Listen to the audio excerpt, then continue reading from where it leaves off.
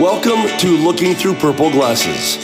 Here is your host, Laura Levy. Welcome back to another episode of Looking Thru Purple Glasses. I am your host, Laura Levy, and today I am so happy to have Brandon Shay with me. How are you today? I'm fantastic. Thank you, Laura. Thanks for coming in. We are recording this the week of Christmas, so I am super thankful for you making time to come by, and we're going to talk a little rugby today. Yeah, it's a sport that some people have heard of, some have not, and it has all different shapes and sizes. Love to dive into it, but Awesome. Thank you for having me. Well, we met because of our mutual friend, Pete Palermo. So shout out to Pete. I was doing my annual charity event and asked Pete if he had a couple strong dudes that wanted to come and help provide some loose security for the event. Loose keyword.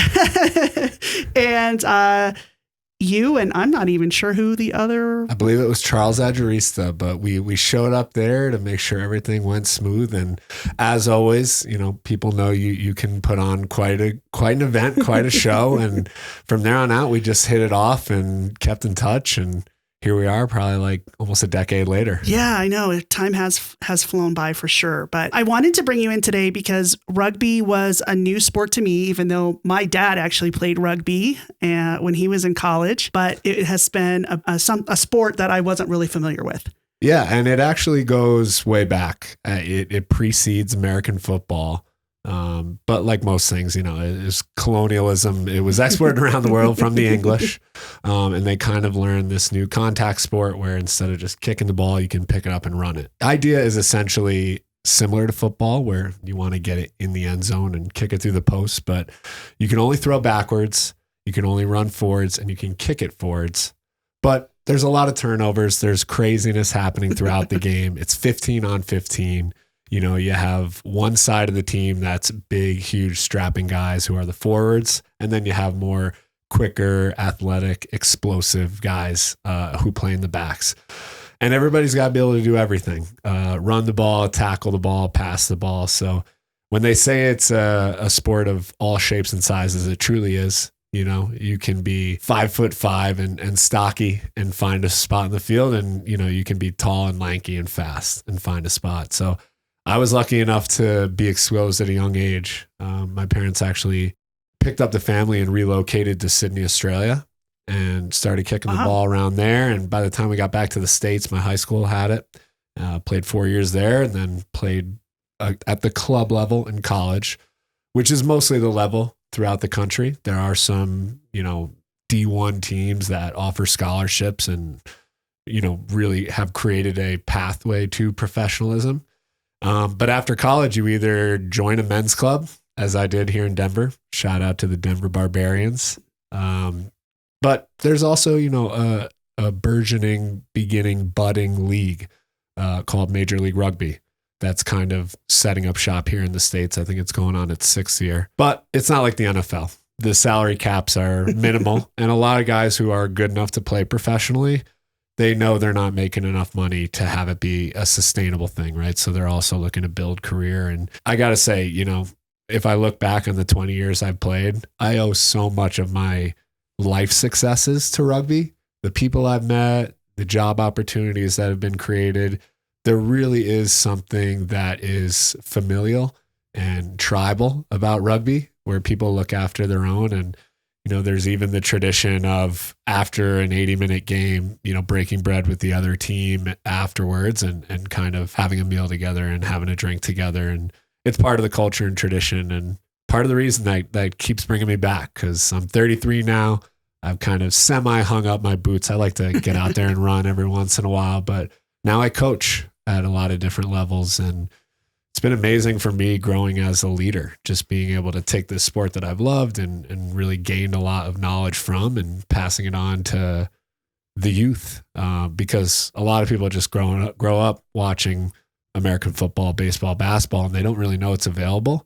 But we got big things coming up in the U.S. I'll tease down the line. You know, we're hosting a World Cup in 2028 and the Women's World Cup in 2031. So we got a lot of things coming down the pipe rugby wise, but yeah, I mean, where to begin? I think back to when I first moved to Denver.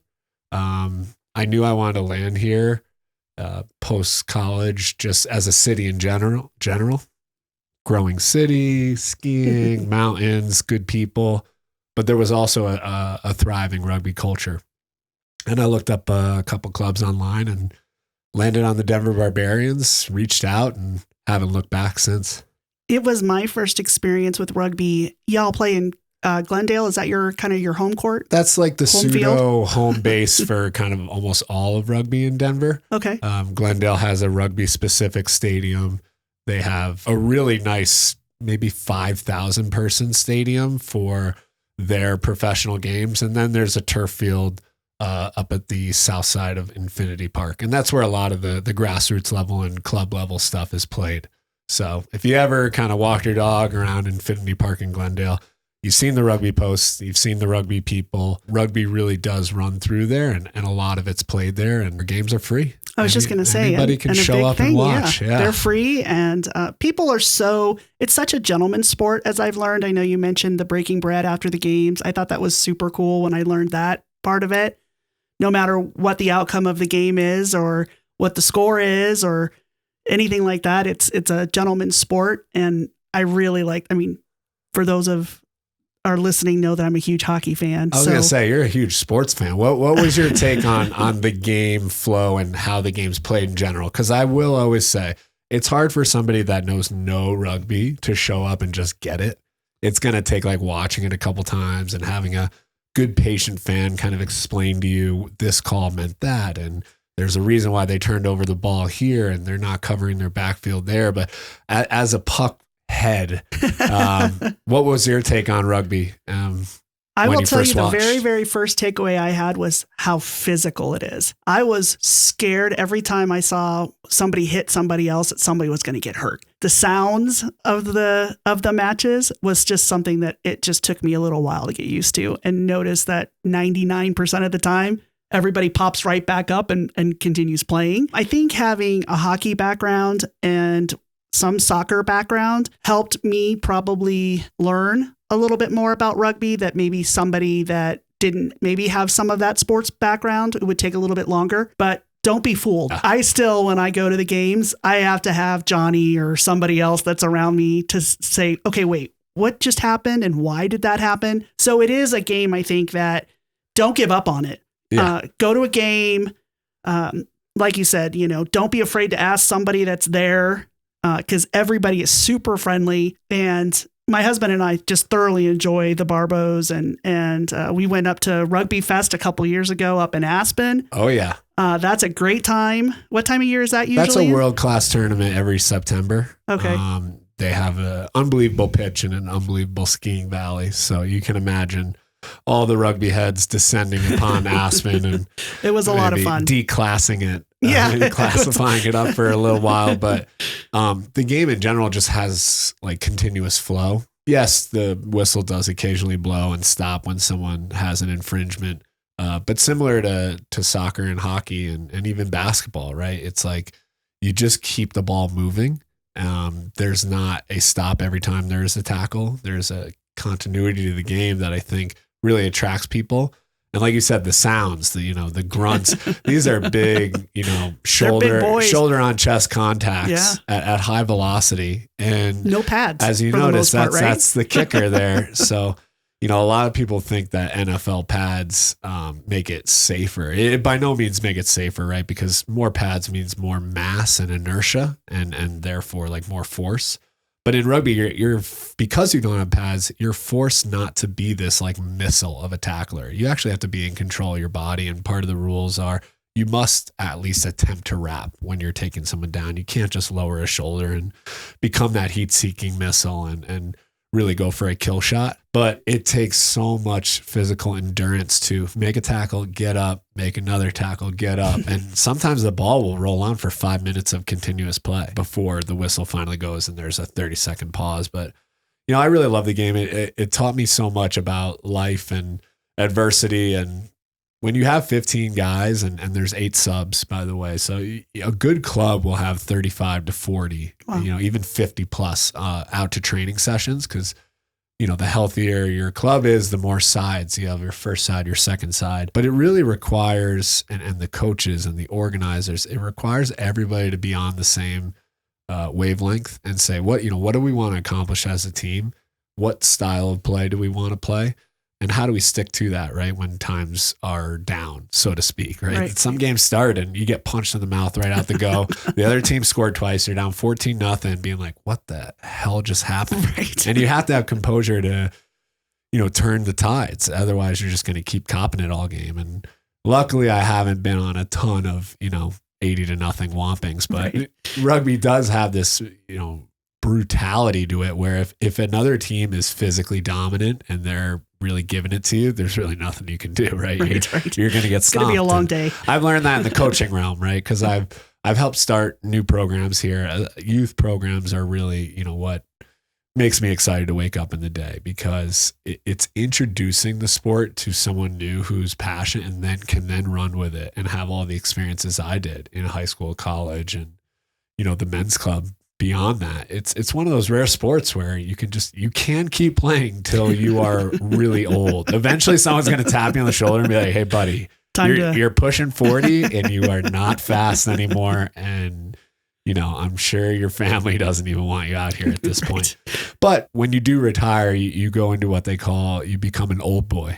Okay. So that's kind of like a terminology for retired, an alumnus, yeah. A booster, But a lot of those people do take active roles and help. I was going to say, is that Danny Bell?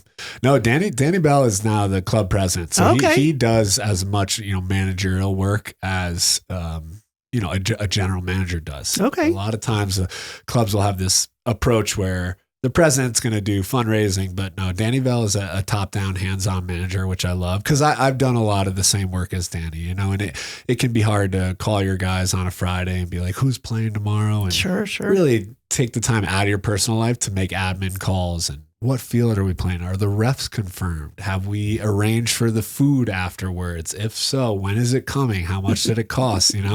And a lot of people do that organizational work for no pay, and it's just their way of giving back to the club after they've retired. So that's the stage of my life that I'm in right now. But coaching is really what I love, because I'm able to do it at North High, right down the road on Spear. Yeah. The Vikings, we went from a youth organization to the kids got older and we're going to high school and be like, hey, we still want to play rugby. So I was like, all right, I guess we got to get a team at North. And how many teams do you guys have now around kind of the youth? Yeah, so there's like D1 high school level where with the really competitive parents and dads, the screamers, so to speak, and they have really good programs, right? And then there's kind of like D2, which are more or less like schools just getting started, schools that are trying to get brand new players into it, right? And the D2 teams actually all get together at the high school level, organized by Rugby Colorado.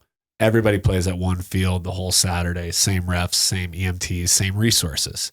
The D1 kind of have their own schedule and host. But I always say Colorado punches above its weight in a per capita sense when it comes to rugby. And I don't know if it's the transient nature of Colorado or that expats love to move here and stay here. Right, who played rugby abroad, whether it be in Europe or down under. Kiwis seem to always make their way to Colorado and staying. But we have produced some top level talent, and Ben Pinkelman is a guy who always comes to mind. He played at Cherry Creek, and he's so good that he got promoted straight to the national team and has represented our country, and will represent our country this summer in the Paris Olympics. Because not that I'm trying to confuse the listener more, there's actually multiple types of rugby. So there's 15 on 15, and that's the traditional rugby union. And then there's rugby sevens, which if I'm making a basketball analogy, it's like stripping it down to 3 on 3. Right? Okay. It's like less players, shorter game, and you play games throughout the day, almost tournament style. And it's much more fitness-based. Yes. Same field. So you can imagine 15 on 15. Yeah. Now we're 7 on 7. There's much more open space. Yeah. It's more, it's a code of sevens, as they say. There's different codes of rugby. There's even one called Rugby League, which has different tackling rules. And they adopt the 4-down system similar to the NFL, where after 5 tackles, you got to kick it. So yeah, rugby has itself morphed in like the 200 years since it was invented in the 1800s. But the traditional form, the one I grew up with and fell in love is rugby union. That's the one they have the World Cup at, which actually just came back from in France. I know. I got to see a whole different way that the French really, they cheer in a different way than America. They kind of actually are the most American fan base I've seen, where they're not afraid to boo a ref. They're not afraid to let those other teams know, where some of your more prim and proper English and Irish fans and Welsh fans, are like, come on, this is a game for gentlemen. We don't boo. But like the French had no problem doing the whistles and singing their songs and booing refs. And it was really good. I mean, they sold out a lot of their games, and they're really passionate over there in France. But one of the cool things I think too about rugby is it is this international game, right? And unlike the NFL and MLB, where you see a lot of like contracts that are multi-year, and even in MLB, that money's guaranteed. Sure. In rugby, guys are on 1 to 2 year deals. And again, this is like a professional world that doesn't have a lot of high paying contracts. Sure, the French, I think, dole out quite a few euros for some superstars, and there's a Japanese league that pays well. But guys almost use rugby as a mechanism to travel and see the world. If they realize they're good enough to be a professional, why would you be on a longer deal than a 1 year deal, right? Because you always kind of want to use it as this ability to travel. But I've been so lucky to meet different people in different parts of the world. And whenever you have a rugby shirt on, it's almost like people will stop you right there in the store and be like, rugby, this and that. And then next thing you know, you're exchanging who you played for with a stranger. Sure. And it's a great way to make community. And I've really thrown my whole life behind it. Well, I know in addition to building the youth community here, you have a rugby home. Yes, that's a great way to put it. Not too far from us. We're over here in Wheat Ridge. Oh, yeah. I love Wheat Ridge. And why don't you just share with us kind of what your goal was with that? Well, like anything starting a business, you're like trying to solve a problem. Sure. And I actually think back to my 20s. I went over to Ireland to play. And even though there were people that were willing to help me there with the club that I reached out to, like any 24-year-old, I did not do a good job like planning things. I just kind of emailed them. I'm like, hey, I'm American. I'm coming over. Can you help me out? And they were like, sure, yeah, we'll help you. But there was no discussion about housing, about job, about this and that. So I go over there and, do a little bit of traveling. And next thing you know, I show up in Dublin and there's nowhere for me to stay. And again, this is all my fault. I didn't actually do a good job preparing myself. And luckily, these really good people, the Mullins, they put me up on their couch for a couple weeks. And I actually broke my hand. I suffered kind of my first major injury, and things swole up like a boxing glove. And I just said, hey, I'm going to go home. I don't want to be the hurt guy on the sideline. Right. I'm here for a rugby experience. But that whole experience kind of reminded me that young guys who aren't even professional, and again, I played at the club level, right? And there still is really highly competitive club level out there. People want to travel and people want to use rugby as a fresh start to go to a new place. So I'm like, how can I smooth the recruiting process over for the Denver Barbarians? Like, how can we get people who already want to come to Denver and be a part of it? How can we make that easier? Because as you know, housing is expensive here in Denver, pretty much in every major city across the globe. Sure. People are drawn to jobs and economic activities. So naturally, housing is going to be more expensive near city centers. And for people to come here and really give it a crack, it's hard. There's a lot of upfront moving costs. And it's like the horse and the carriage with, I can't pay a down payment on a place until I get a job. And I can't really get a job until I get to town and go interview in person, right? So I was like, I've always wanted to be a homeowner. And I think everybody spent so much time just, twiddling their thumbs in COVID. I was like, this is the time. We're going to get a place. It's going to be a rental, and it's specifically going to be rented to rugby guys. And I want to offer them a really competitive price, right? I still need to hit my mortgage and get my base bills paid.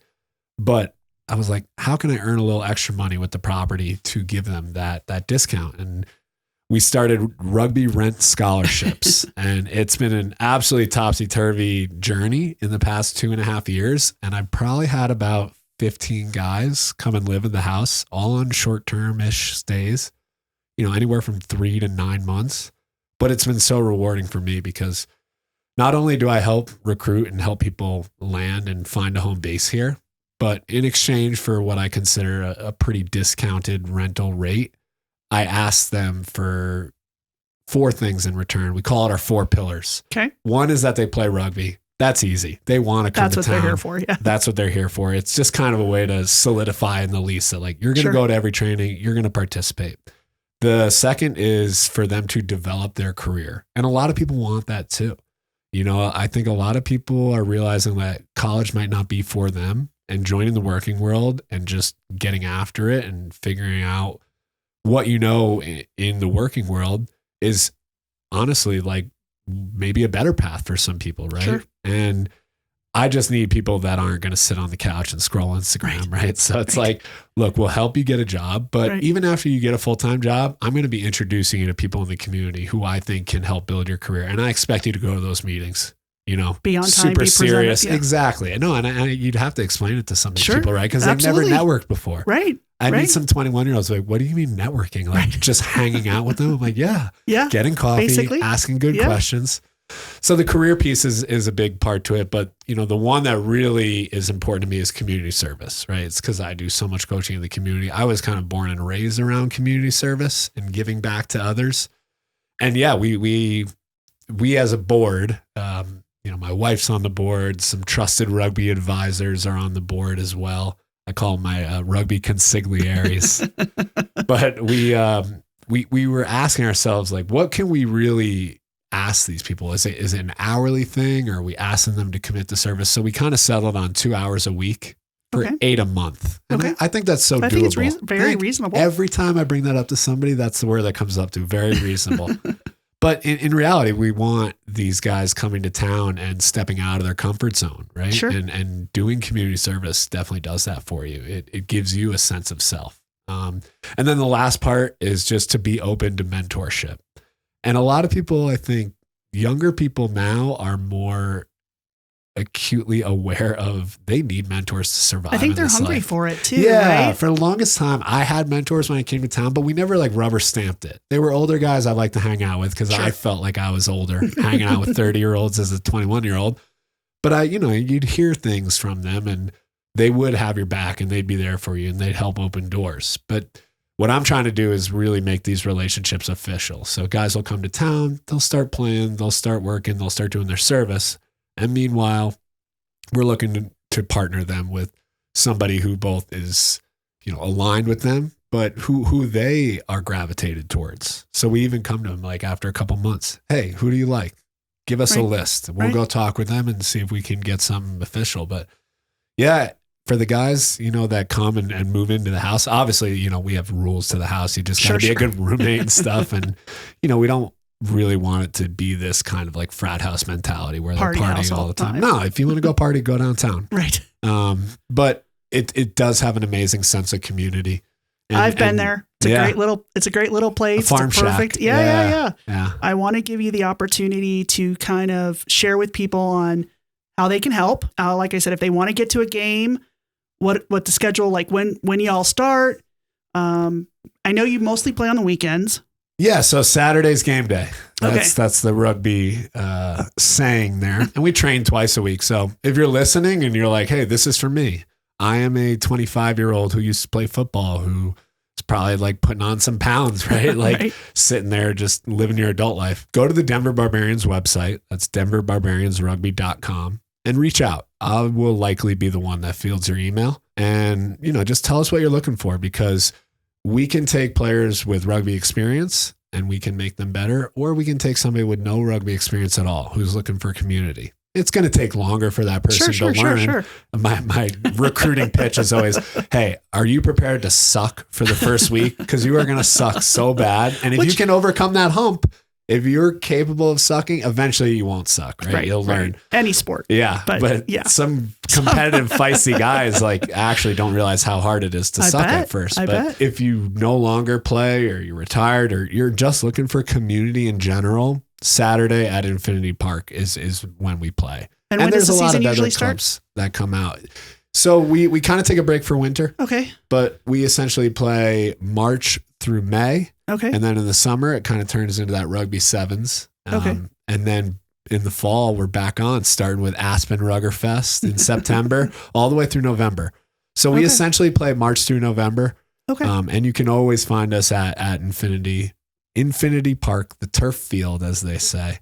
But you know, if you're also interested in rugby rent scholarships or even connecting on that front, the website's the same, rugbyrentsscholarships.com, and you can get in touch with me. But, you know, I really want to not just be a traditional landlord. I want to know my tenants. I want to ask the most out of them and really push them. You know, I see myself as being a mentor, but I don't do it all just out of the nature of my heart. I want to be around winners. You know, and sure. I want to push people to be the best versions of themselves and watch them thrive. And then if I can get on their rocket ship, then hell yeah, we're going to the moon. Going for a ride. Yeah. Well, I don't know that I have too much more for you. I know you're on Facebook. I follow the Barbos on Facebook. Oh, so yeah. We're on all the socials. Wherever, you can definitely find the Denver Barbarians. And they're really good about putting the games on and keeping you kind of informed of the schedule and what's going on. You know, when you guys travel, you're looking for, you know, some support to help the guys with travel expenses. So there's financial opportunities for people to get involved as well. And you can be a social member of the club. So a lot of people do that, pay a small piece that goes into the pie for the club to operate. And they're welcome to all of our games and all of our post-match socials. And it's really just a great place to connect with community if you're into that. And like I said, just coaching the grassroots. I coach at North High. I coach at Colorado School of Mines. Wow. A group of engineers that just never stop asking me questions. Shout out to my niece Haley getting ready to graduate, and she's going to be going to Mines. Yeah. So I'll have to let her know. Yeah. It's exciting times in the rugby world. We got about 7.5 years until we host a World Cup here. Crazy. I think there's going to be a game at Mile High. That's just what I'm saying. If the Eagles, that's the USA team, if they could play at Mile High, I mean, I would die a happy man. That would just be so cool in my home city. Yeah. But we have struggled as a national team. We did not qualify for the most recent World Cup in France. So we have our work to do. The women tend to outperform the men. Big surprise, right? Yeah. But no, I mean, I'm so excited for what the rugby future holds, but just in general, like my life in Denver, you know, I'm settling down. I'm married now. So, you know, the 30s are almost more exciting than my 20s. Yeah. Well, if you make it out to a game, I'm there a lot. Come up and say hi to one of us. Tell us that you heard us on the podcast, and we're super excited to see the Barbos. And we're the team in green and white. Green and white's our colors, and our term is bleed green. Bleed green. I love it. Well, thank you so much again for coming in today, and I am super grateful for your friendship and your knowledge and everything that you bring into not only my life but the world. And thanks, Levy. Yeah, you're welcome. I love it. We'll definitely see you on the pitch soon. Yes, absolutely. Stay well, everyone. Appreciate it. Bye.